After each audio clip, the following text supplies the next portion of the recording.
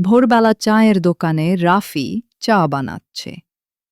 এই ছেলেটা স্বপ্ন দেখে গরিব হলেও গাড়ি থেকে নামছে ধনী মেয়ে নেহা। আর এই মেয়েটা শহরের রাজকন্যা। নেহা প্রতিদিন চা খেতে আসে, কথা বলে রাফির সাথে। চায়ের কাপে শুরু হয়েছিল এক অসম ভালোবাসা। নেহার বাবার রাগ, রাফিকে হুমকি।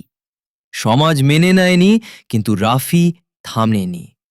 রাফি পড়াশোনা করছে, চাকরি পাচ্ছে। রাফি প্রমাণ করল স্বপ্ন কখনো গরিব হয় না। আবার দেখা, নেহার চোখে জল।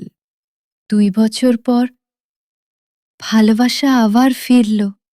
বাগদান, সবাই হাততালি দিচ্ছে। ভালোবাসা জিতল, সমাজ হার মানল।